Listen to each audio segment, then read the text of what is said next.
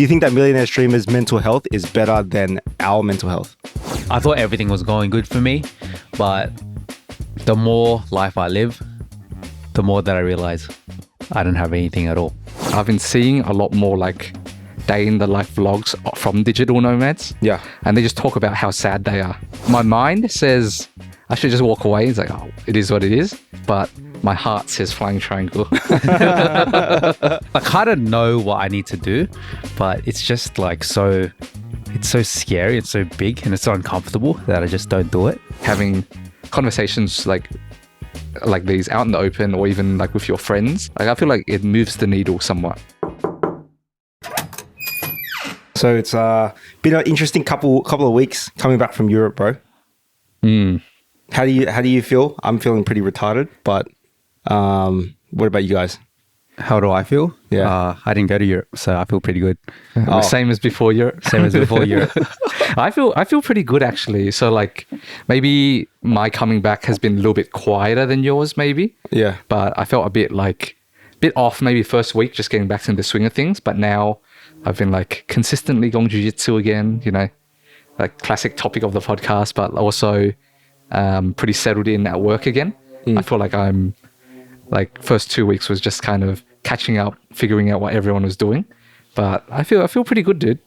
Yeah. Well, that's good. Good for you, bro. But why are you feeling retarded? I think every long break that I have, I always just come back and it takes me longer to get back into the swing of things. Especially the first week and first 2 weeks, it was just pretty bad. I'm like, damn, I don't want to work, man. It's yeah, I don't want to work. Like, you know, I just want to. You're so used to, you get up in the morning, I'm just going to do whatever I want. Yeah. And then I'm going to go, I'm hungry, I'm going to go eat. Now I'm bored, I'm going to go over here. Yeah. Back to real life. You can't just do that. I know, you can't do that. And yeah, it's just like, it's not that it's depressing. I think like, yeah, there's that post-holiday depression that kicked in a little bit, but I don't think that's the thing. It's just like, I feel kind of lost. That's all.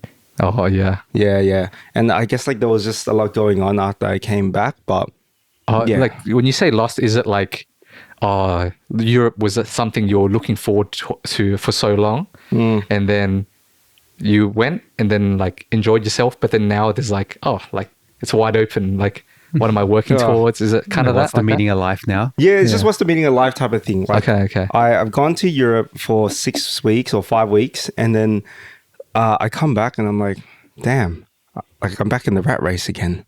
And I don't know, it's just like, there has to be more to life than the rat race. Yeah. So I'm just like... That's the first step to getting out of the matrix, right? Exactly. You're waking up. Exactly. And when I was flying back from Europe, thankfully, shout out to Qatar Airways for having Elon Musk's Starlink on the plane, because I got a text from my coworker saying that he got sacked while I was however many, like thousands of feet in the air of altitude.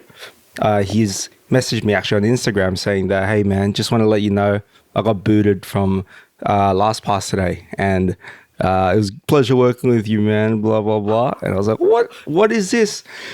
And I was like, and then I messaged Edwin, I'm like, bro, Miles just got made redundant. Do I have a job when I come back, bro? And then he didn't respond yet, I think. And then like it took me a couple of hours. And then I think when I landed, that's when you messaged like, oh no, you should be all right. Your Slack profile is still active. So yeah, that's how you know. Yeah. Oh yeah. Thank God for the Wi-Fi. Now you can enjoy the anxiety. Like yeah. That's probably a bad thing, honestly. I feel like if you didn't have Wi-Fi, you wouldn't have anything to worry about until you land. I know, but still... It wouldn't have affected your flight. Yeah, I know. But I was like, damn, this person got booted. A bunch of other people that got booted. I'm like, just redundancies and stuff. I'm like, damn, now I'm back in the rat race, and who knows? It could be my turn next. So I was like, damn, this must be like more to life, and especially going to Europe for so long, seeing different cultures and all that, and not having a worry in the world. Just, you know, just not needing to just like be back in fixed in one spot just to like earn my money and then like go away for a bit. It just made me just think of what the meaning of life is, man, and like sort of just want more out of life, and also just a bit lost at the same time. That's why my brain's a bit fried. Yeah. Does it make you want to move to Europe? I don't think it was like, oh, I loved Europe so much type of thing. It was just more so like the freedom of being able to go anywhere you want, and like not needing to respond to an email or like apply for annual leave. Yeah, apply for annual leave and all that stuff. Like just like get up and leave. Yeah. Okay, so the freedom, kind of maybe the adventure. That you're missing. Yeah, more probably like the adventure, but I think more so the freedom. Hey, the freedom. Okay. Yeah, more so the freedom, and don't know what it is specifically. I'm still trying to find out like why I'd be feeling this way, but I think it's definitely like the freedom and being able to dictate my life choices and stuff, but then like not being like tied down to something like a 9 to 5 that could be taken away from you at any instance, you know. I guess in these kinds of situations, like, of course, one way to solve it is just win the lottery, and then you have all the freedom that you want. But you know, that's not you can't just choose that option. Yeah. So how do you kind of deal with these like feelings, like, and just kind of work with it and still, you know, get on with your life, kind of do what you need to do, while still kind of taking care of yourself in that way. Yeah. Well, I've been like having a long hard think about what I want to do, like in 5 years time or 10 years time, and I have some idea, and I probably won't share it on the podcast just yet because I don't like sharing about stuff that I haven't done yet, because it just gives you that sense of like false hope, like false accomplishment. So when you talk about stuff that you're going to do, it feels good, right? And then you're receiving all these positive compliments from everyone, like, oh yeah, you'll smash it, man, it'll be so good. And then you already feel like you've really done it. So I don't want to share that right now, but I think like just mapping out like what I want to do in 5 years time, and then is it going to be the same as this or not? Am I going to be fulfilled by just doing the same thing right now? Is it going to get better, or do I think it's going to be better if there's a shift later on? So that's one thing, like just really writing stuff down and thinking about it, because at the end of the day, you are trapped with not really trapped, but you are trapped in a 9 to 5 because you need money. But then I guess you don't have to be in a 9 to 5, but there are other options out there. Yeah, but like all that like just stems down to like mental health. Like it's probably not the best way to deal with it right now, but like I'm just like thinking about it all the time. But it's probably not the best way, but it's one of the ways I'm dealing with it. Just thinking about it, writing about it, and like I think I want to steer this conversation more towards like mental health today and like men's mental health. How do you guys typically deal with shit like this? I feel like for me, writing it down is like a big part of it, because like the worst is when you just have this sense of like unease, but you don't know why. You just like something just doesn't feel right. I'm like, like life's gone good, I guess. Like work is fine, hang out with friends. Yeah. Everyone in the family is healthy, but then there's just something that's not sitting right. Yeah. So I find if I just kind of sit down and just start like journaling, like, and I'm able to like get to the bottom of it, that's usually like a really good way to kind of process that. Yeah. And also thinking about it more, right? Because I feel like a lot of times when we have a problem, if it's bad, but it's not that bad, that's worth changing, we just like brush it back to the side.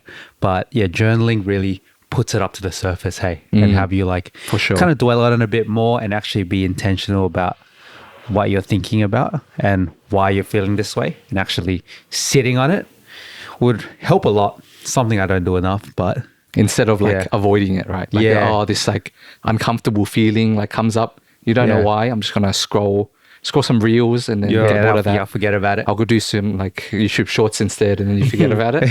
Yeah. How would you describe your mental health? Like, how is your mental health, guys? I think my mental health it's okay. I wouldn't say it's like top tier, but on a scale of 1 to 10.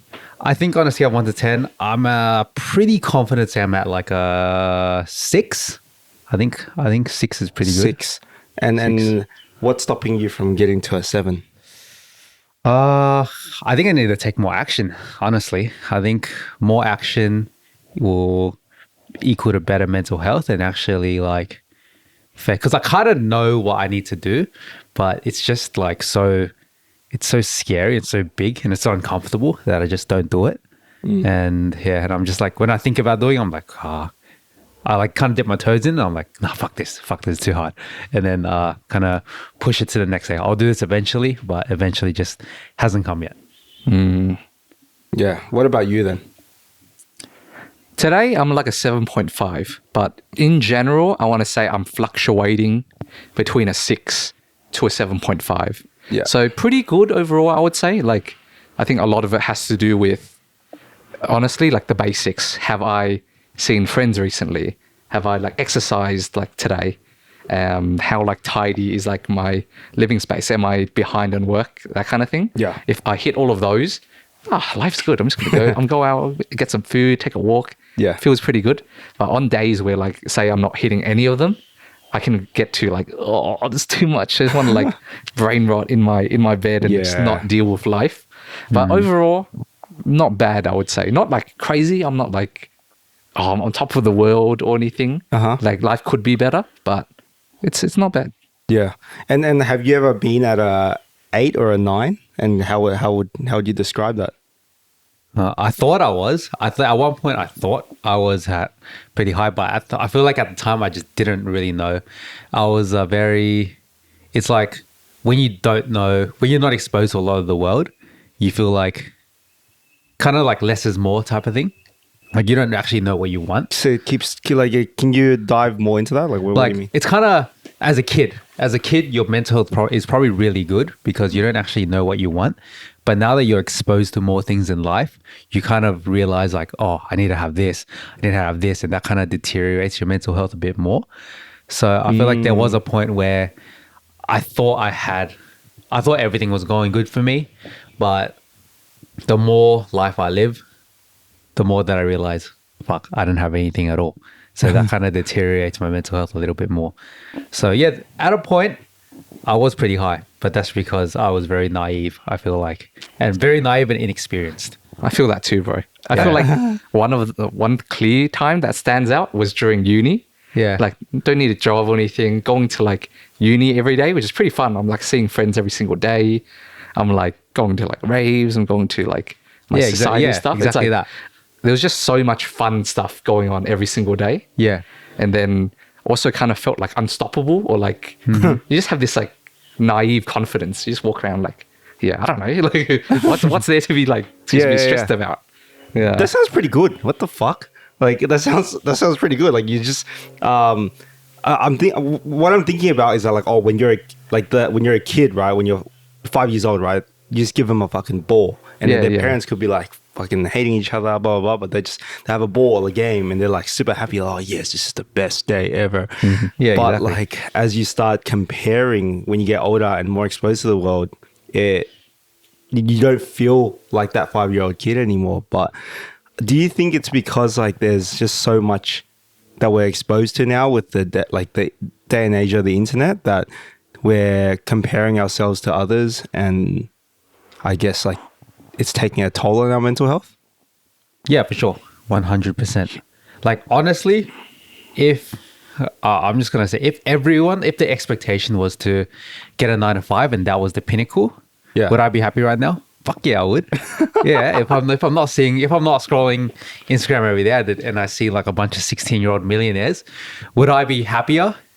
Yeah, definitely. For sure. I would. Yeah. I would, because I'm always comparing myself. I'm like, this guy was born like 8 years after me and he has a freaking Lamborghini. And like, how is this possible? Yeah. So does that affect my mental health? Yeah, it does. It does affect my mental health. That's true. Now you just made me think, right? And then the reason why I might be feeling this emptiness after Europe, because the one of the reasons was that like I felt like I'm tied down to a 9 to 5. I just want to be free or whatever. But I don't think I'd feel that way. Let's say if I was in the same position 10 years ago when remote work was barely a thing, you don't have like this day and age of like digital nomads, right? This influx of software engineers who just work in Bali and stuff and post about it on the internet. And because I don't know about that, I don't think I'd be that empty with my life. And I'm like, oh yeah, this is what I have to do, man. I just have to do a 9 to 5, go on 4 weeks of annual leave every year, pay down the mortgage, and I don't know. Maybe I'll be content with it. It sounds pretty boring now that I'm talking about it, but I think that might be a cause as well, like comparing myself to people on the internet. Just human nature as well. One thing that I found pretty cool, or not cool, but interesting, is that I've been seeing a lot more like day in the life vlogs from digital nomads. Yeah. And they just talk about how sad they are. Oh. They're like, I'm in a fucking new country. I'm like, I know no one here. Like, even though I make all of this effort to like make friends, I'll never be treated like a local. Or I'm only ever like talking to other expats. Yeah. So I feel like there is also a case of like grass is always greener. Yeah, true. And it's kind of human nature. You just want to compare yourself and always be discontent. I think that's the default of our brain. And then, I don't know, you can probably learn some emotional maturity maybe to deal with it. Yeah. Which I don't have, but I don't know. Yeah. What do you think of that? I don't know, bro. But at the end of the day, they're driving a Lamborghini and I'm not. So I don't know. The grass is always greener, but there's always I don't know. I would rather have a Bugatti over a freaking Toyota Corolla any day. Yeah, but do you think Edmund will be finally happy when he gets a Bugatti, bro. For sure, he's going to be content for the rest of his life. I'm not trying to be materialistic, but I would rather have $1 million over $1,000. But do you think their mental health is better than ours? Yeah, Dre. Do you think so? Yeah. Do you think that millionaire streamer... That's true. Or do you think that millionaire streamer's mental health is better than our mental health? Yes and no. I feel like... Yes and no. Yeah. A lot of them, a few of them, yes. And also a few of them, no. It really just depends on the choices that they make in their life. All right. So it's not the money. It's something else. It's something else. Yeah, I guess so. It's something else. So, yeah. Okay. Then what about Raja Jackson? Raja Jackson. Oh, yeah, his mental health is fucked. He's cooked. So, like, because we've been seeing a lot of this... like stuff on the internet about like there's just so much shit going on in the past couple of weeks. Like there was a Raja Jackson incident where I don't know if he's rich, but his daddy is rich, Rampage Jackson, and like I think that made people look more on the stance that modern masculinity has taken, and a lot of that red pill shit as well that have like potentially spiraled him to do what he did to that other wrestler.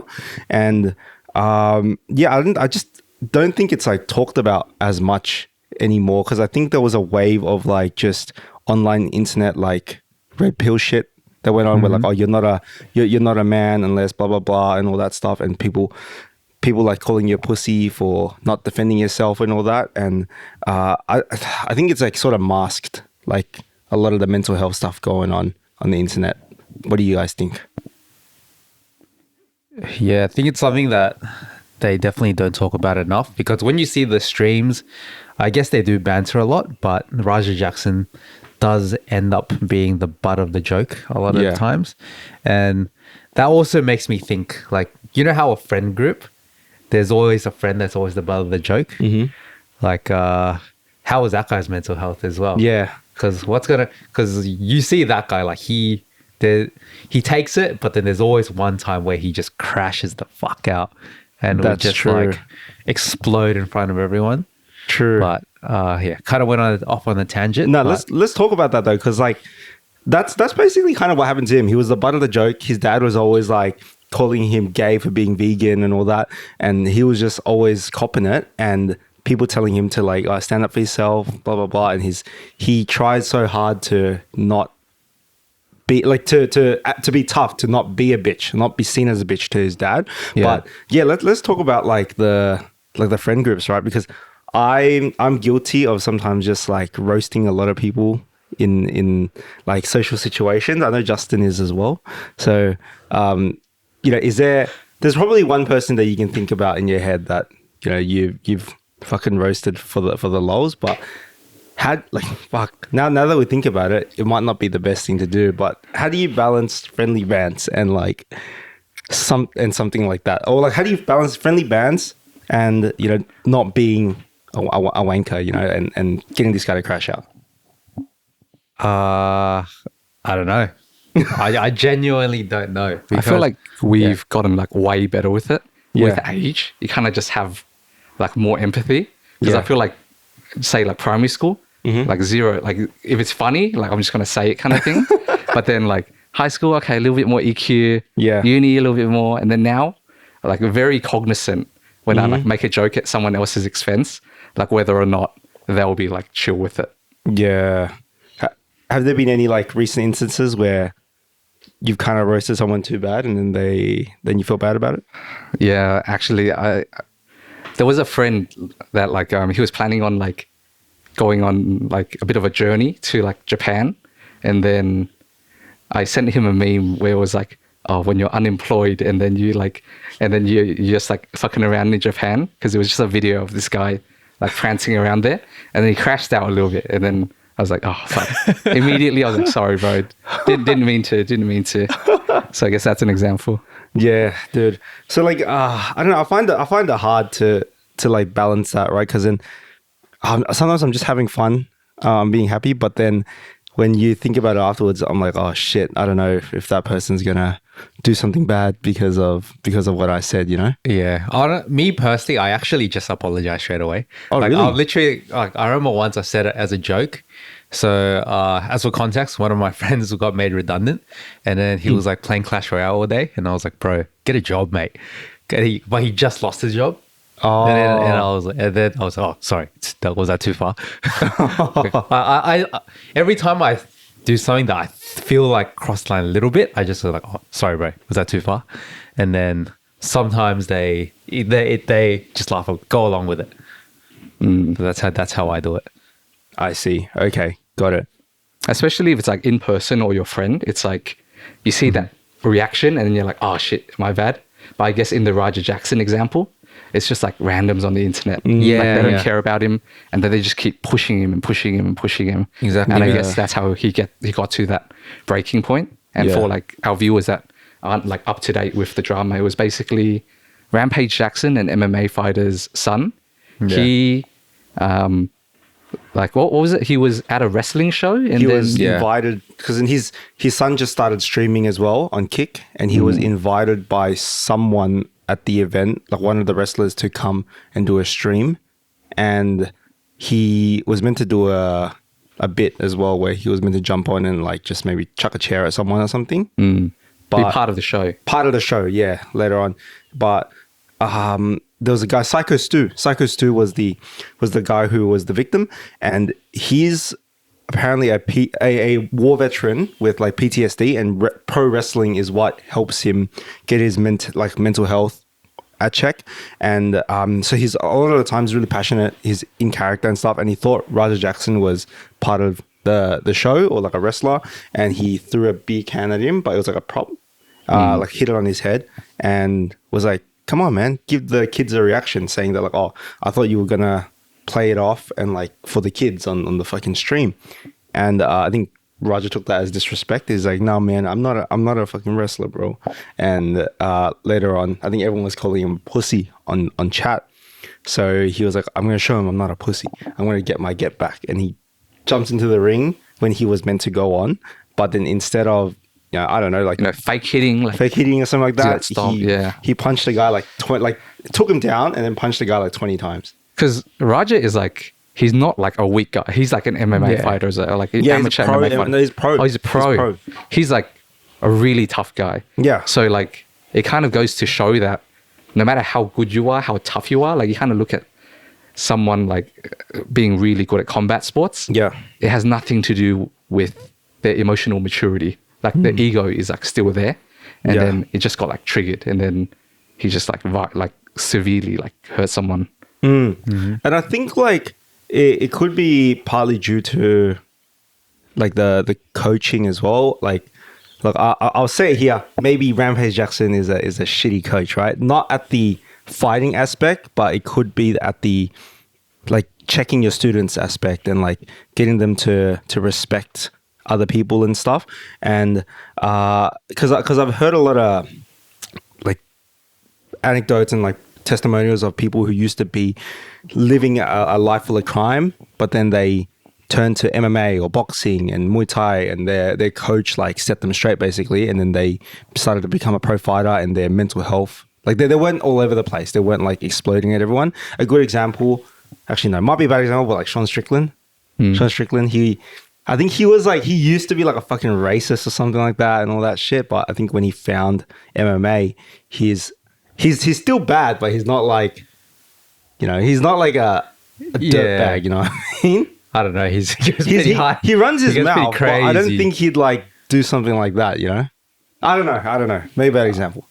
I feel like he would lose his temper. Like he's yeah. Haven't you seen him like just knock people out in training? But we won't go through this rabbit hole. Bad example, but you know what I'm talking about? Yeah, like I know what you're talking about. Like it humbles people, right? It humbles people, Yeah. and then their coaches set them straight. Maybe Raja just didn't have that environment, and even though he was training hard, and he was fighting, but I still feel like there has to be a certain level of like checking your ego. It's right? like it's a inverse effect, right? I feel like when people are like, let's say, goody two shoes, and they start training MMA, then they start to develop a bit of an ego. Yeah. Honestly, that's like a little bit what happened to me. Like, oh no, I wouldn't start trouble, but I would definitely be like, oh yeah, if this guy touches me, I would kill him right now. Like I developed a bit of that ego, but I've gotten calmed it down. It's a lot better now. But yeah, like I feel like when people live like that, like gang life, had a really rough upbringing, and they get into like a combat sport, it really humbles them. But I feel like a lot of times, well, I don't know about a lot of times, but I've definitely seen a few times where if they had a very good upbringing and they start doing like combat sports, then they actually start using it for like trouble and stuff, and actually like fighting people because like they can, and they've never like been in a fight before, but now they know how to fight. They would actually like start fights when people are like disrespecting them. I see. Have you done that?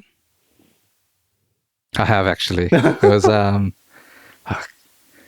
of course, not proud of this, but there was like a guy that like I think a couple months ago, he like A couple months ago, it was like I was just driving, and then he fucking forced his way into like the lane. It was like super packed, so he was just chilling there, and then he just fucking forced his way straight in. And then I just got like the biggest case of road rage I've ever had. So I started fucking tailgating him, like smashing my horn, and then like started following him. And then eventually like we both parked at a petrol station, and then I rolled down the window, and then I was like, fuck, I don't know what to do now. I was like so ready to like throw down when I was like following him. Yeah. But now I'm like not so sure. It's like, what's going to come out of this? It's like the best case scenario. I go out, I like smash him, and then I go to get arrested. Yeah. Worst case scenario is there's 4 dudes in the car, and then they're going to come out and like fucking beat my ass. Yeah. And then it turned out it was just like some dude and then his wife. And then she was, and then rolled down, and it was like, what the fuck's your problem? And then she was like, I'm pregnant. I'm like, oh fuck. Oh, fuck. And I was like, I just rolled it up and I just drove off. Damn. but no way. That was the closest I've gotten to like a IRL fight in recent memory. Wow. Vak, and you just drove off feeling like a scumbag. No, not really. Like I think she said it to diffuse the situation. I see. But she wasn't the driver. She was just fat. It was the dude being a dickhead. Yeah. But she still diffused it, which is good. Like I feel like girls are really good at putting aside their ego. Yeah. And not having it become, because I feel like for the two of us, me and the other dude, it was like, I'm not backing down. That's the bitch move. Like, it's a bitch move. Yeah, exactly. Yeah. So I feel like that is like exactly the same thing that happened to Raja Jackson. It was just his ego was like did not allow him to back down from that situation. That's true. Have you guys gotten close? Because like I feel like that's such a tough thing to. You need a lot of maturity to do that. Because I feel like what you were saying then resonates, which is. Back when I was like a lot nerdier, a lot smaller, maybe I wouldn't have done that at all. I would have been like pissed inside, but I wouldn't have even started like confronting him. But because I feel more confident maybe in like taking care of myself, then I felt like, oh, I'm going to do it anyway. But then I feel like there needs to be another level of maturity to be like, oh, I could, but then I won't. Yeah, I personally haven't gone through that, but yeah, if look, I've had like mental thoughts in my head as well. Like sometimes I go into an area that's like not very safe, and I feel like I'm scanning the room. I always scan the room, and I feel like if someone was gonna start something with me, yes, I'll have to throw down. But then at the end of the day, But that's different. That's like self-defense. yeah. Like, has there been cases like where, 'cause, like, I feel like when you work with people or even just in proximity with people, there's times where like you get challenged or like that kind of thing. Do you ever feel like a spike in like tension? Like maybe not, you won't feel like you want to be violent, but maybe you want to like clap back or like that kind of thing. Yeah. Or be like vicious with your words. Yeah. So, yes and no, not really. Yeah, yes and no. Like, so this is a pretty funny one. I might have said in previous episodes, but some like what I do sometimes in sales calls is that if the guy is being a dickhead to me, I just think in my head, I'm like, bro, I can knock you out right now if you were in front of me. I'll clinch you and I'll fucking throw an elbow at your face or something. So that's sort of helped me calm down myself. I'm like, oh, this guy's nothing. I can knock him out. He's all talk.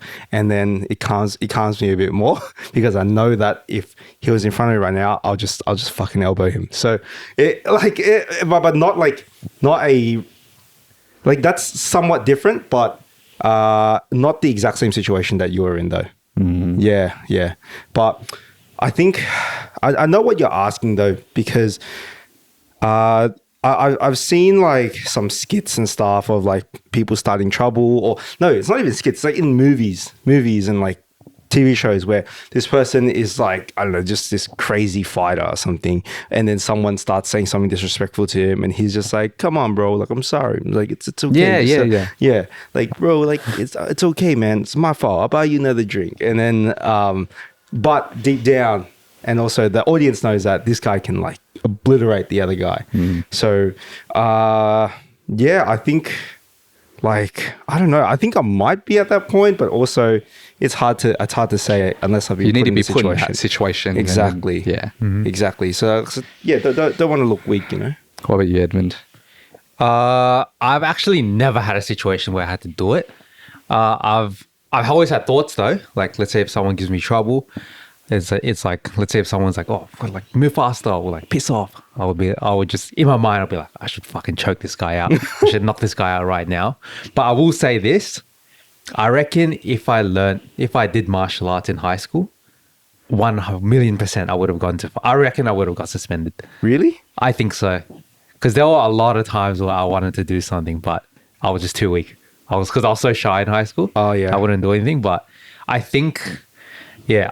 So I'm kind of glad that I didn't learn martial arts early, because I reckon our parents would not have been happy with me. So do you think you have an ego then? Yeah. You have an ego? I think I do. Okay. Yeah. I reckon I have enough humility to say I do have a bit of an ego, for sure. I feel like all guys do. I guess to some extent, for sure. I guess so, but like what? I guess like what would like why does like fighting that person seem more attractive than walking away? I think because in the moment, I don't know about everyone, but my first initial thought is I need to inflict pain on this guy. Oh. And the quickest way I can do it is by knocking him out, choking him out, whatever, is to inflict pain physically. Yeah. I see. Yeah, that's like, I feel like that is most people's first thoughts. Yeah. Would you say that's your first thought as well? Yeah. I feel like it takes a lot to be like, you know what, this wounds my ego. Like, I feel like I'm taking an L, but logically, the right thing to do is to walk away. Yeah, of course. Like, don't you feel like that's the default? I guess so. Yeah, like it is somewhat of a default. Actually, let me bring in this story. 2 weeks ago, I was moving into my apartment. Edmund was there, he was helping me move stuff in, and my girlfriend is like fucking, I don't know, she's decided to park in 2 spots. So our spot and the other guy's spot. And apparently it was intentional as well. But she's like, I didn't know the guy was going to come back. I'm like, bro, you don't do that. Even like, you don't know anyone here. So like, basically I didn't know she parked in 2 spots because she drove separately, right? So my girlfriend parked separately in the apartment car park, and we parked outside. But anyways, when we were walking her to her car, a car was blocking her, like at her car, so she couldn't go out. So basically there were 2 spots. One was ours, one was another numbers, and then this person just parks like and just blocks out Joe's car. And we were like, what the fuck? Why the fuck does someone do that? Blah, blah, blah. And then Joe told me that, like, oh, I parked in 2 spots, by the way. I'm like, oh, what the fuck? And then we saw a guy get out of that car when we were like just bringing our stuff down. And then we basically just went to the level that the elevator last said. So it was like level 4 or something, level 3. And we went there and I'm like, fuck, I'm going to have to go talk to this guy. And the guy opens the door and I'm like, hey man, yes, you parked in front of our spot. And then he's, do you remember what he said though? He was pretty like angry. He was like, angry. He was a bit of a dickhead. Like he was not that much of a dickhead, but he was like, "Well, come on, man!" Like blah blah blah blah. Blah. Yeah, like when you parked in 2 spots. Why you parked in 2 spots? Like, what's wrong with you?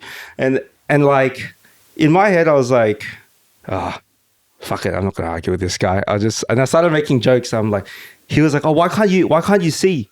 Why can't you see you parked in 2 spots? I'm like, sorry, man. I'm Chinese. I've got tiny eyes. I can't see, bro. And then he's not having it, and then he seemed like pretty like it was like he wanted to throw down or something. Yeah, like he was Korean. He had K rage and then kimchi rage, and he was like because he wanted to throw down. And then in the elevator, I was just like, "Kamsahamnida." Did not laugh at all.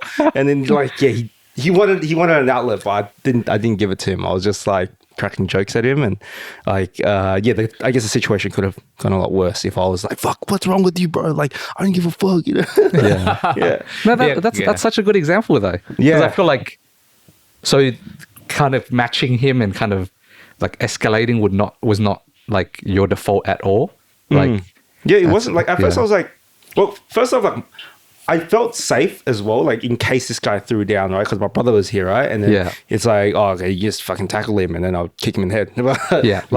I just didn't feel like threatened or anything at all. So I was just like, even though he got angry, I was just you were very secure in the situation. Yeah, I was secure in the situation. Yeah, but to be fair, we were in the wrong. We were in the wrong as well. We were in the wrong. To be fair, we were in the wrong. It's not like he blocked our car for no fucking reason. We parked at his spot. Yeah, exactly. So, to be fair, we were in the wrong. Like so maybe that's why. If he was actually blocking and he had no business being there, I reckon we would have been a bit more mad. True. But we were actually in the wrong. So I think that's why we were a bit more chill, more chill.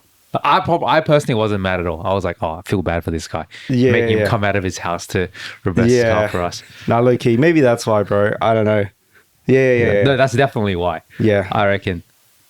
Yeah, okay. But I think like that's a good way to that's diffuse a good the situation. Example Yeah, like it could be an accident. Maybe you spilt your drink on someone and then someone goes, hey man, what the fuck, bro? This is Versace, bro. Like, what's wrong with you? And then they want to arc up and then crack a few jokes like, sorry, mate. Fucking, I'm a chink. I can't see. Like that's why I knocked your drink. Sorry, I'll give you a new one, man. Like something like that, and then I would like diffuse the situation because people. Like, who the fuck is gonna fight someone that's like, sorry, man, like, sorry. Yeah, or like cracking jokes and stuff, you know? It makes them feel weird. It makes them feel confused. Yeah. It makes them feel like an extra dickhead. Yes. It's like, oh, this guy's so chill, and then I'm the one kind of escalating. Exactly. But do you ever feel like there's a line between like, okay, you're diffusing versus, oh, okay, you're actually letting them take advantage of you? Yes. What's the line? Well, you can answer. I think the line is you just can't like fully like oh sorry, I'm so sorry. I think you just gotta like oh I'm sorry, and then just like kind of talk it out. Actually, you know what? I'm not 100% sure how to describe what the line is. I guess like getting taken advantage of is that like you're losing something, right? Oh yeah, there's something for you to lose, and these situations is. There wasn't anything that I had to lose, and and I mean, could be an ego thing or something, but let's say another example in Athens, Greece, the first night there when we had dinner, I ordered one margarita. The guy comes out with two margaritas. Do you remember that? Yeah. Guy comes out with two margaritas, and then he puts it on the table. I'm like, bro, I only ordered one. He's like, no, man, you ordered two. And I was like, no, I only ordered one. And he's like, no, what do you mean? Blah, blah, blah. And it's like, brother, I wouldn't lie to you. I only ordered one. and then he was like, and then I guess like he sort of brought it back, asked the boss, blah, blah, blah, and then all that. And then I guess like it, after he came back out, I wasn't being a dickhead to him. I was just like, thank you for the service, bro. Thank you. Like, but you can tell that he had pent up rage as well. Yeah. And I was like, man, this is a really good service. It's like, so like to someone, I guess, diffuse the situation. I couldn't tell, like, I think it could be interpreted either way, because I couldn't tell if you were genuinely trying to, like, let's move past it, or if you were just like rubbing it in because it was funny. Like, which was it? I think it was half and half. It was half and half. Yeah. Yeah. I didn't want this guy to be like a dickhead to us, and then but also like I kind of wanted to rub it in as well. So yeah, but anyways, draw back to your question. Without being taken advantage of. Can I reframe the question? Yeah. What about the classic meme of this guy comes around and slaps your girl's ass? What do you do in that situation? Because you could just walk off. Yeah. You know what? Like, we're just gonna go somewhere else. Yeah. Or you could fight, and then. Yeah, that is a hard situation. In that situation, I'm gonna have to throw down. Yeah, because I think if you walk away from that one, you're actually losing something. He's taken away your respect. You're losing a lot of respect, man. Like you can't touch your girl and you let him get away with it. Because there's two things you have to deal with. This guy seeing you as like, oh man, I can go do this again, because it might not just end up with like slapping the ass. Maybe like you decide to want to walk away, and then he comes up to you again and starts harassing you. Like, oh, this guy's a bitch, bro. I can like take his girl. Starts hitting on your girl, walking out. And there could be a thing where like your woman thinks she doesn't feel safe. With you. You're not protecting her. You lose in that situation. Okay. And I feel like in that situation, any lawyers out there, let me know. But legally, can you just fucking punch him in the head, like because he slapped your girl's ass because he touched her? Does she have to hit him back, or can I hit him back as well? That's a complicated. Leave your answer in the comments. Yeah, man. Any lawyers, let us know what happens in that situation. Who's that criminal lawyer that makes a lot of Instagram reels? The one who gets you out of taking taking drugs. I keep forgetting. Is it? I like to say his last name is like a ZH. It's a Chinese guy, right? Like Zheng's Law or something. Something like that. Shout out to that guy. Yeah, shout out to that guy. Okay, so we know that's too far. What about if a guy comes around and slaps your ass?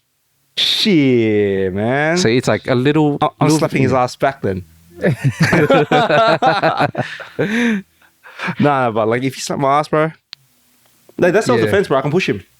Yeah. You can push him, Depends on who he is, hey. Completely random guy. Don't know this guy. Completely random guy. You look good. I'll push him. What's wrong with you, bro? Get away. Yeah. But I don't think I will like... You wouldn't throw down? I wouldn't throw down. Yeah. Even if he slapped my girl's ass, I'll probably just push him like, fuck off, bro. And then that's it.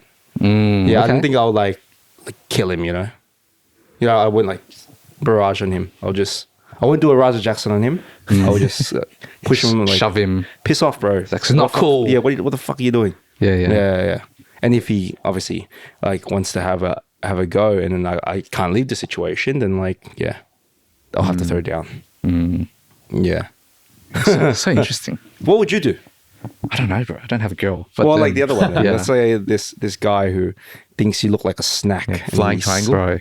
I feel like my mind says I should just walk away. It's like, oh, it is what it is. But my heart says flying triangle. Yeah, I don't know. Yeah.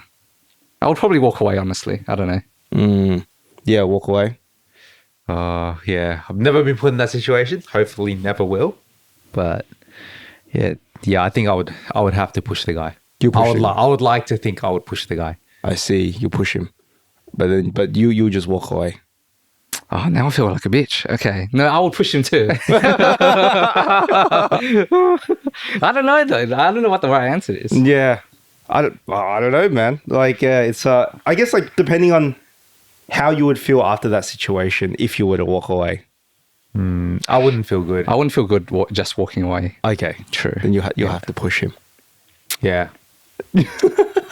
But yeah, well, fucking, how did we end up talking about this? Like after talking about mental health, like, bro. Shit. Shit, It started man. with Raja Jackson. Yeah. Well, I guess like this all goes down to like like male's mental health, ego and shit. There should be a safe space to talk about it a bit more, like amongst your friends, without being called a bitch in that. But it's. But I feel like I learned something from this conversation, which was where the line is. It's like, yeah. because before I was thinking the only options in my head were either you walk away or you like beat the shit out of them. Mm-hmm. But I just learned the new option of what the fuck, bro? We just added a new a new move. Yeah, what the fuck is wrong with you? Yeah, exactly. Yeah. True, man. True. Well, can I ask what you would do? Do you think you would get as much, like, would you do the same thing as Raja Jackson if you were in his situation? Or do you think he's got mental health issues that were at the bottom and they just came out? I think he's got mental health issues because they called it, the guy apologized. Psycho Stu was like, oh, sorry, man, I didn't know you weren't like acting or whatever. Like, you know, let's shake on it. And then like 2 hours later, when the show started, he goes in and like beats the shit out of this guy. Like, I think like two or three ground and pound punches, he was already unconscious, and the guy just kept on going. Bro, I swear he was unconscious as he slammed him already. Oh yeah, he slammed him on his head. Yeah, and he was already out. Yeah, that's true. He was already out, and he just fucking. So he definitely has mental health issues. Oh, and it went on for a while because most people were so shocked. They were like, "Is this still part of the show?" Yeah. So he landed like a good 20 shots on him while he was unconscious before another wrestler ran into the ring and stopped him. Yeah, bro, he would fucking still be punching him right now. Yeah, like, exactly. If no one put him off. I know. I think like I kind of thought it was gonna be like a publicity stunt. I thought Rampage was gonna say something like, fuck, we got you, bro, and took a photo with Psycho Stu. But like after 2-3 days, I'm like, oh shit, it's probably not a publicity stunt. Yeah, he just got arrested. Oh, he just got arrested like yesterday. Oh, I saw it on Reddit. A whole month later. It's crazy. Not right away. Not right away. It's pretty fucking crazy. Police That's pretty crazy. Yeah. So like, I don't know, bro. Sometimes you can just get like people with money can get away with shit, eh? Yeah. I don't know what it is. But yeah, what do you guys think will? On a contrary note, what do you guys think will happen to Thomas Shen? Thomas Shen.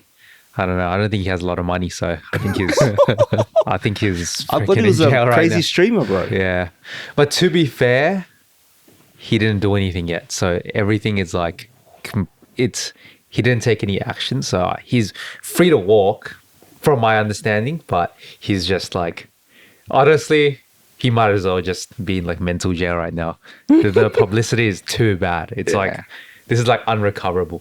Everyone knows about it. What do you think? Sorry, actually, on a scale of 1 to 10, rate Thomas Shen's mental health right now. Oh, negative 9,000, man. He's in the gutter for sure. I only saw a few videos of him yesterday. Like he seems like a weird guy. Like there were a lot of like clips of him, like just when he was playing Valorant, like making like weird ass comments. Like what? I don't remember. Yeah, but I saw like a photo of him, like he was like had makeup on, dressed as a girl as well. He's like one of those. Yeah. But like that doesn't mean that you're a pedophile, bro. You know what I mean? If you like to I don't know, bro. But like I'm not condoning that cross-dressing stuff, but like yeah, I know. No, I'm just adding on to the weirdness of like what a weird guy he is. Yeah. But like can you give us a recap of like your understanding of it and of what he did, and then I'll add on what I learned as well. So it's very, very, very brief. Like from what I know is that he has been... He's an Australian guy, right? Yeah, actually, yeah. He's an Aussie Valorant streamer. I just knew he was a Valorant creator. I didn't know he was a streamer, but I guess what else can you do? But he was a Valorant streamer, and he, I guess, like was caught texting some 15-year-old girl. Actually, what I also know, got some inside scoop as well. He was at Wow Super Club on the Friday night before, from a source of mine that told me that the video might have happened the day after he went to Wow because he was wearing the same jacket that he wore in the video at Wow. Damn. And what else? Apparently, he was actually texting a real 12 or 13-year-old girl, and then she gave her number. No, she basically gave that FaZe Nighthawks person, that TikToker that exposed him. I think she like somehow set it up in a way that Thomas Shen started texting him, thinking it was her. Right, yeah. Allegedly. Yeah, or maybe I think he was messaging her on Instagram, and then later she asked him for the number to give to Thomas Shen. Yeah. That's my understanding from an undisclosed source. Yeah. Yeah, FaZe Nighthawk. That might be Willa's vlogs. Shout outs. Yeah. Also, layering onto that, apparently it was a 13-year-old and her cousin, an 11-year-old. Oh, what? So Really? he was supposed to meet up with 2 underage girls, and then he got FaZe Nighthawk instead. And then like it was the classic, like the modern Chris Hansen. He just shoved the camera in his face, like microphone. Why were you trying to meet up with like 2 like underage girls? And then he was like, oh, blah, blah, blah. Like get away from me. Why are you filming me? It was so funny when he tried to hug him as well. I was like, what the fuck? Oh yeah, Thomas Shen tried to hug him. Yeah. Yeah, that's so weird. Yeah, that was so odd. There was another funny moment where FaZe Nighthawk just randomly complimented his jacket. He was like, it would have been the same jacket that he wore to Wow. He was like, that's a nice jacket, bro. And then he just moved on. It was just a random compliment. Bro, that guy is really the modern Chris Hansen. You know, Chris Hansen always wore a suit and shit. Yeah. This guy wears like a freaking button-up shirt and like the skull cap beanie, and like, you know, I don't know. Are you trying to look professional right now, or not professional? But yeah, he just. But there are a lot of them around. A lot of the predator catchers. Like Gideon is a predator catcher now. EDP And watch, yeah. Vitali. You know Vitali, he like goes crazy. He's like, why yeah. you meeting the show? Like slaps him on the face. What you meeting a 30-year-old girl? Dude, it's crazy. Dude, I saw the so one where wild. he brought Lil Pump as well, and Lil Pump was like freaking. I think he was rapping to him, so like singing like, "Oh, why are you being a pedophile? You're gonna get locked up." And he was rapping it to him. Dude, that's so funny, man. dude. But I fuck Vitaly though. He's locked up now. Is he? Did you What see- happened to him? Oh, in the Philippines, he was just terrorizing like just citizens, bro. He would like go up to like fucking grandmas and like ladies and like, I'm gonna fucking rob you. And obviously he doesn't rob them. He's like, fucking, and he was just like stealing security guards' hats and just like fucking with people, like causing an inconvenience to people's lives. And the Philippines apparently they don't have a tolerance to that. They don't have a tolerance to that, so they locked him up, and he's stuck. Damn. Yeah. Don't fuck around. Don't fuck around. Dude, yeah. you can't fuck around in like Yeah. other people's territories, man. Exactly. So, but like, what do you think goes on in Thomas Shen's head, like in terms of his mental health? Why do you think he spiraled into wanting a threesome with some tweens? I don't know. Well, what I do see, it actually has a lot to do with how they're brought up. Maybe they're not given the type of love from their parents. You know, I could be talking shit, but Just say it, bro. from what I've seen from all like these like people that end up growing up to be like kind of fucked up. Usually, they would have a pretty like bad upbringing. Like maybe their parents weren't around, or their parents didn't love them, or their parents just was just pretty shit to them, and then they kind of like they don't really have anyone to look up to, so they just like spiral into a lot of like, I don't know, drugs, instant gratification. And But we're talking about pedophilia here, not drugs. yeah, I know, but then this just comes with it as well, because I feel like they just want something that's like when you do drugs, right? You know you're not meant to do it, but then it's like it feels good, and that's kind of like I guess For the forbidden fruit. like the underage people is what they see as like a forbidden fruit, because it's like you know it's wrong, but the temptation's there. That's why they want to do it. Right. That's what I'm thinking about. You see where I'm coming from? So that's what you're hypothesizing. That's what I'm hypothesizing. Okay. That's not what you're thinking. No, that's not what I'm thinking, right? I'm in a happy, loving relationship. I would never do anything like that. Okay, got it. How about this? How about let's maybe not. Fuck, I forgot its name. Thomas Shen. Thomas Shen. Maybe not Thomas Shen, but let's talk about someone that is a bit more closer to you and is maybe one connection away from you. Jimmy Eats, another victim of no. He's not a victim. Sorry, another perpetrator that Another was prospect. Another perpetrator that was caught by FaZe Nighthawk. Have you seen that video? Nah. So, you might even be one connection away from him as well because he went to your school in Edmonton. Jimmy Eats. Okay. Yeah. So he went to your school, right? And he was, I think that video blew up. I don't know if it blew up FaZe Nighthawk's content, but like that video was probably like the third or fourth video that he came out with, and he had like over 1 million views overnight. And then obviously he caught Thomas Shen a couple of days later, and then that is like super popular. But yeah, why do you think Jimmy Eats behaved the way that he did? From my understanding, yes, this was why, because he's had a pretty bad upbringing. I'm assuming from what I've heard from other sources is doesn't have the best relationship with his family. His dad's locked up, and also doesn't have a good relationship with his mum. Mum like kicks him out because he like would go in, try to like steal stuff from them, and he's just always been a bit of a dodgy guy. But why I think he spiraled into this, because I feel like he just never had that support from his parents. So you know, when you're like that young and you don't have support, you just do whatever the fuck you want. You know, you do whatever you want, and leads to doing shit like this, because one thing leads to another, and you turn to a fucking pedophile. Oh shit! So that's why I think he ended up the way he was. So parents, if you're listening to this, bro, please spend time with your kids, or else they're going to spend their time touching kids. Yeah. Or just be a good role model, you know, even if you don't spend time with them, as long as you're a good parent, actually show support, then we'll go a long way, I reckon. Damn, all right. So, what was I going to ask? Just on the topic of that. Actually, you haven't seen the video? Not the Jimmy Eats not one. Jimmy Eats. All right, well, you can watch it afterwards. Well, he did you play Tarzos in high school? You know how when you were in year 12, there was like a phase where everyone went to Woolies and got those DreamWorks cards, and they were like, I do kind of playing remember. that, and like to a point where it got banned. Yeah. Well, I can bet money that a lot of your friends in the same year let Jimmy Eats borrow their Tarzos, and he never gave them back. That's like he was like dodgy like that. Yeah. Okay. I can see Paul like playing Tarzos.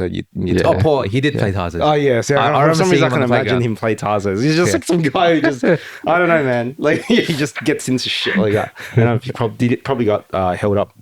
If he for Jimmy probably Eats, probably Jimmy Eats' biggest freaking fan. I swear I saw him with a whole freaking bag full of Tarzos. Jimmy like Eats? No, Paul. I Oh swear my God. I've seen. Bro, I reckon Paul I is what Jimmy Eats was aspiring to be, bro. He's like, yes, like I don't know, maybe the Paul's been Tarzos. pinching Tarzos as well. Yeah, like I genuinely remember, like I vividly remember Paul opening up a bag, and there were like hundreds, like What or even the thousands of fuck? Tarzos just in a school bag. Oh And I was my like, this gosh. is wild. Maybe he's been pinching Tarzos, and then Jimmy Eats is like, I'm going to be like that guy. Just one more year, and then he's going to uni, and I'm going to be the fucking He's gonna be the king of the Tarzo ring. kingpin. But yeah, no, but if like to any of these guys, right? Like to Thomas Shen, Jimmy Eats, right? Like, how would you, like, let's say, what could you have recommended them to do to look after their mental health prior to all of this? Like, do you think there's something that you would recommend someone like Jimmy Eats, like in that situation? What I would recommend Like is in terms of like his mental health and everything? just start taking care of yourself. I don't know. Honestly, don't know. I would not. Like no, if I he came wouldn't. up to you, right, and then he was Yeah. like, "Oh, bro, Edmund, fuck, man. Like I know we went too close in high school. Probably stole a few of your Tarzos as well. I'm sorry about that." And You can have him back now. yeah, you can I have don't it like back. him anymore. Yeah, I don't have it all, but these are the only ones. But yeah, man, like, bro, I'm thinking about like doing this and that, and I've been having like thoughts about. I know being- it's wrong, but yeah, exactly Yeah, like yeah. that. But like, bro, what? How could you help me? Oh, bro, that's a tough one. Hey. Like, what would your first response be? Okay, my first response to everyone is just the standard like self-improvement. All right, start meditating, go to the gym. Cold Yeah, showers. go to cold showers. Hey, bro, you know what you're missing? So yeah, start getting Cold showers. Oh my God. I don't know if I can get a job. Yeah, get a job. Maybe start like doing something with your life. That's honestly, that's realistic. That's what I would give. That advice I would give him. Like, I don't know what else I would give him. Really? Yeah, genuinely, I don't know what else I would So say you to him. wouldn't ask him like, bro, what? Like, you wouldn't like try to prescribe him something like by asking him like, Bro, do I look like a doctor to you? like, I don't know. That genuine. That's what I would. What would you say to him? what would I say to Jimmy, bro? Like, it doesn't have to be Jimmy. Maybe someone that you can think of that was maybe like his life is not the best right now, but he wants to turn his life around. Thomas. Huh? What would you say to Thomas? Thomas? But are you insinuating that he's a pedophile as well? Yes. Oh shit! No. Thomas Shen. Uh-huh. Oh, okay. Fuck, I got mixed up with another Thomas, bro. Okay. Never mind. That's all right. We'll But talk about anyways, that off camera. Anyways, yeah. Okay, yeah, Thomas Shen. What would I give to Thomas Shen, bro? I'll ask him like, Because he hasn't done anything technically yet. Yeah. Say if he turned a new leaf Okay. like today. if Thomas Shen He came to watches me- this episode Okay, and he okay. DMs you. All right, if Thomas Shen is watching this and he asks me for some advice on how to become a better person, I'll tell him, yeah, take a cold shower, bro. Yeah, bro. That'll be the most transformative fucking minute of his life. yeah. Cold shower, wake up 6 a.m., run, listen to David Goggins, and you'll be set. But in all seriousness, I think at first I'll ask him like, bro, like, why do you feel this? Like, why do you find the need to do this? Like, what goes on in your head? What's making you like wanting to message them and shit? There has to be a reason. And I guess like I can't like give another suggestion without Until you have that info. Yeah. So Thomas, bro, DM me, and then we'll all help you out. Maybe. I feel like one thing on top is like, I feel like this is like a little bit above our pay grade as well. I feel like if someone's like feeling lost, like, oh, I don't have direction in life, I feel like I can dish out some advice, but I feel like this, it's too complicated. There's like probably some demons like underneath. I'll probably be like, oh, bro, you should probably see a professional. You know, like get some therapy or get something. some therapy. Like, it is a problem. Like you got to make sure you don't like fall into like just actually doing it at some point. Yeah. Because like you'll fuck your life up. You'll fuck someone else's life up. Yeah. Imagine you give him some advice like, bro, what the fuck, Justin? You just fucked my whole life up. Holy shit! Yeah. I'm going to fucking jail next week. I took cold showers. I still did it. Yeah. Holy shit! Holy crap! Because I feel like that's a long journey, bro. Like they gotta sit down with someone and kind of work through all of that. True. Yeah. Just send them to fucking 2-3 years Dagestan or something. Yeah, dude. 2-3 years Dagestan, educate forget. at freaking Georgia. Yeah. I mean, not Georgia, wherever Romania. Do you reckon because of his audience as well, because his like audience is like mainly kids, right? Like being in that Valorant space, streaming space, all teenagers and stuff, and maybe he's just like, I don't know, man. Like I don't know. I reckon no, that- you bring up a good point. I reckon there's some like that kind of culture, like the Discord gaming kind of Gen Z. It's pretty degen. It's like being degen is kind of held up like even as like, not to sound too much like too old, but like I don't know. The culture is very degen. I don't know if you like understand what I'm talking about. It Kind of. kind of. Can you explain further? It's like, oh, it's chill to like stay up like all night in the game, like spend like wake up and then like game all day and then like liking like Yeah, like yeah, I don't know. Like if you were to be like, oh, all right, I'm gonna go meditate now, they'll be like, you fucking loser, like what the fuck are you doing? Like they normalize just freaking, I don't know, eating ramen noodles at 3 a.m. Or and like gambling or like, Gambling, the gambling is the rain bet. they lean into vices a lot. Yeah. Yeah, no, I agree. Like it is pretty degen, bro. Like, cause you know how a lot of like in like porn stars and like OnlyFans models, they're on Discord and stuff as well. Like I had a friend, right? who will not name, but look, I don't even know what point he is at in his. Sorry, I don't know what the situation is with his life right now as well. But last time when we spoke about him with one of his close friends as well, he was going through it, like quit his job, gaming all day, and like just just like stuck in his room playing Val all day and like not going to work and shit. And like he told me about a story how like he was talking to this porn star that got invited to like this Discord group that he was in. I was like, bro, I was like sending her messages, all that stuff. I'm like, bro, I don't, what the fuck, bro? Like, it's something that you're proud of, man. Like, it's not, it's like it's not something that you should be flexing, I guess. I mean, it's like funny to mention that. Oh yeah, I fucking just messaged this like porn star, and she was talking to me, blah blah blah, but he was like telling it to me like it was an accomplishment, bro. Like he was like he just saved someone's life or something, you know? Like, yeah, flexing it. That's crazy. Exactly. Yeah. So it's it is pretty degen, like the culture. So that I think that probably might have affected Thomas Shen's decisions. Yeah, because I feel like a lot of, let's say, servers that he may have been a part of, like a lot of them could have been around that age, and maybe he was like talking to them on Discord until like 3 a.m. and maybe he just, when you're exposed to it, the more it becomes acceptable to you, because maybe he has been around other, I don't know, 25-year-olds that do the same thing. That's true. True. Yeah. The more you're exposed to it, the more that it's just going to be the norm. And that's just how it is, hey? Yeah, that's true. That's why like Diddy, Diddy had his Diddy parties. Parties. All the other people were like, there were people that have been outed and shit, and like they attended these Diddy parties, like Jeffrey Epstein and all that stuff. LeBron like, James. Yeah, maybe they're just around it so much that like, fuck, bro, you just got sucked into it.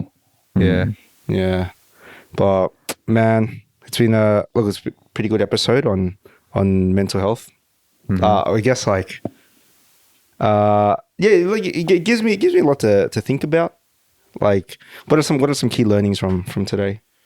Well, some key learnings. I actually really liked learning about that line of the what would you call it? The line of when you think you're gonna like, I guess the line of assertiveness. On when to walk away from situations, and also, you know what, that was probably my key learning. Yeah, well, yeah. For me, it was like just being able to share like how I felt the past couple of weeks after coming back from Europe, and not shy to share about it. And I want people to take away that, like, if you're ever going through anything, just like talk it out with your mates, and then you might learn more about, like, that. Let's say they're just listening, but then like from you just explaining how you feel to them, you might discover new things intrinsically, and that's sort of what I somewhat discovered today as well by just talking about it, opposed to just letting it brew in your head. And especially like, if you're thinking about doing shit like Thomas Shen as well, like, just talk about it, and hopefully you can talk about it and get locked up. Like, we'll talk about it to the right people, I guess, who might not stitch on you, but also are supportive. And not supportive of what you're going to do, but supportive of making you become a better person, and like a judgment-free zone. And but like, just talk to people about it rather than letting it get too far. I think that's like my key thing is like very similar, which is, I feel like what we did today was quite good. Like, just an honest conversation. I feel like hopefully we weren't too judgy on the people we talked about, which we tried to understand where they came from. We try to, like, work with that. And I feel like having conversations like these out in the open, or even like with your friends, kind of just, I don't know. Like, I feel like it moves the needle somewhat. Yeah. And for like, for a while now as well, like, this shift happened like a couple of years ago, but let's say prior to those couple of years, when someone did something bad, I was like, oh, fuck that guy, he's a fucking bad person, like, fuck him, and not really just like, not giving them the time of day, and like just completely like blocking them out. But I forgot when I reached this level of maybe maturity where like when someone does something bad, I think about like, oh, why they did it. Because there's always a reason, right? Like there's always a reason. It could be something like mentally, that maybe they got abused or neglected. That's why they're crashing out that way. I mean, it's probably still not right, but like that's the reason why. And then they should be given, I guess, a second chance to redeem themselves. But if everyone's just like, fuck this person, bro, he's bad, he's a fucking pedophile, he's a murderer, he's this, like they're just going to then continue to spread more evil into the world because they're not given that chance to like redeem themselves. To redeem themselves, or that chance for people to understand what drove him to take those actions. Yeah. Cool. Yeah. But look, I guess that wraps up for today. And maybe after this conversation, my mental health has gone from maybe like a 5.5 to a 6.2. 6.2, Yeah, 0.7 increase. Yeah. In 70 minutes. Edmund's Exactly. 6.3 now. 6.3. Nice. Are you guys hungry? Yeah. Let's get some food. Yeah. Would you be down to go Butcher's Buffet, K Barbecue? Oh, yeah. How about you? Well, are we being serious? No, I'm being serious. Oh, no. I'll have to go to Nicole's place. Oh, you're a Upgrade. dog. I was gonna say that was gonna bring me up to an 8, but you know. Guess I'm back to a 6.2. Yeah, that was 6.2. Oh, sorry, bro. Yeah, damn. Thanks for listening, guys. Okay. Thanks for listening, guys. Thanks, guys. See ya in the next one.